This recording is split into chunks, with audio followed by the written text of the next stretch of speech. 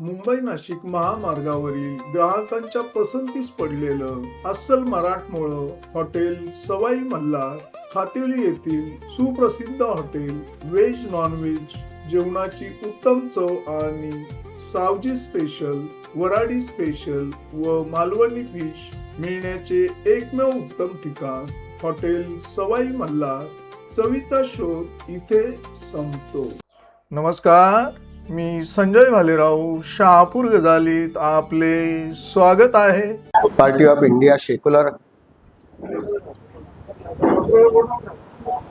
आपल्या या पक्षाचे सर्वेसर्वा संस्थापक अध्यक्ष आदरणीय श्यामदादा गायकवाड, आमचे महाराष्ट्र प्रदेशचे महासचिव ॲडव्होकेट किरणजी चन्ने साहेब आणि सत्कार सोहळा अर्थात जन्मदिनाच्या शुभेच्छा आणि पक्षप्रवेशासाठी आमचे जे प्रमुख अतिथी म्हणून एक महाराष्ट्रातली फार मोठी तोफ आणि ठाणे जिल्ह्याला लाभलेलं असं नेतृत्व आदरणीय रवींद्रजी चंदेने साहेब जिल्हाध्यक्ष, सर्वांनाच विनम्रपणे वंदन करतो. आणि खास करून मी एकच शब्दामध्ये हे माझा वाढदिवस म्हणून माझी धम्मपत्नी पार्वती गुरुनाथ गायकवाड, माझा चिरंजीव गणेश, आमच्या सुनबाई पौर्णिमा, आमचा दुसरा चिरंजीव गोपेश, आमची दुसरी सुनबाई प्राजक्ता, आमचे जावई, खरं मी हा जावई शब्द बोलत नाही, डॉक्टर अभिजित इंगळे सर, आणि आमची कन्या डॉक्टर सोनिया, ह्यांना देखील खरं मला वंदन करण्याची गरज आहे. कारण असं आहे की हे चळवळीसाठी जगावं लागतंय ना, आणि जगण्यासाठी माणसं हवीत ना. आणि माणसं म्हणजे कोणती, तर जगण्यासाठी कुटुंबातली माणसं अशा पद्धतीची हवीत का ती माणसं त्याला जगवायला भाग पडतात आणि जगलो म्हणून समाजासाठी हे योगदान आहे. मी पक्षप्रवेश जेव्हा घेतला त्याच्यानंतर साहेब होते पक्षप्रवेशाच्या वेळी, दादांकडे मी एकच वाक्यामध्ये बोललेलं आहे, हे माझं आता शेवटचं स्टेशन आहे. बऱ्याच चळवळी पाहिल्यात, त्यामुळं सगळ्यात महत्वाचं जी मंडळी यामध्ये चळवळीमध्ये सामील झालेत ना, त्यांचं मनापासून अभिनंदन. याचं कारण असं, महाराष्ट्र प्रदेशाच्या वतीनं, जिल्ह्याच्या वतीने साहेबांनी केलंय.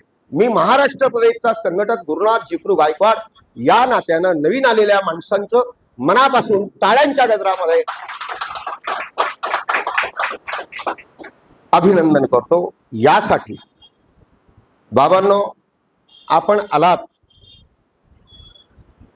कुठला हेतू आहे हा भाग वेगळा, परंतु या अखंड मानव समाजासाठी तुम्ही काहीतरी करणं, आपण काहीतरी करणं, समाजासाठी करणं, कुठलाही एक समाज नाही. साहेबांनी सांगितलं की सेक्युलर, धर्मनिरपेक्ष, त्यामुळं सगळी माणसं आपण जोडलेली आहेत.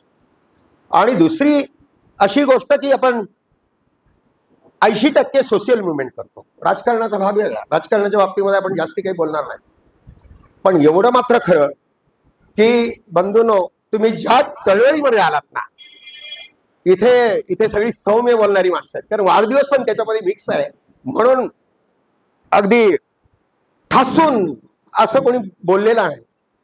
पण हे नेतृत्व इतकं जबरदस्त आहे की आपल्या केसाला जरी धक्का लागला ना, असं हे नेतृत्व आहे. आणि त्यामुळं जिथे जिथे अन्याय घडेल तिथे तिथे आरपीआय सेक्युलर पेटून उठल्याशिवाय राहत नाही, आणि ही ताकद आहे आपली. म्हणून बऱ्याचशा चळवळी आमचे सगळे साक्षीदार इथे, आमचे कांबळे साहेब आहेत, थोरात साहेब आहेत, सगळीच मंडळी. हे आम्ही आत्ता जरी बोलतोय ना, हे समाजाला न्याय देण्याचं काम आता तुमच्यावर, ही जबाबदारी तुमच्यावर आहे.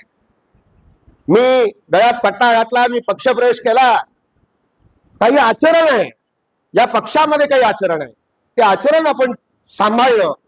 आणि जिथे जिथे अन्याय होतो त्या अन्यायाला वाचा फोडून त्या अन्यायाच्या नरड्यावर बसून ते काढणं ही या पक्षाची चळवळ आहे.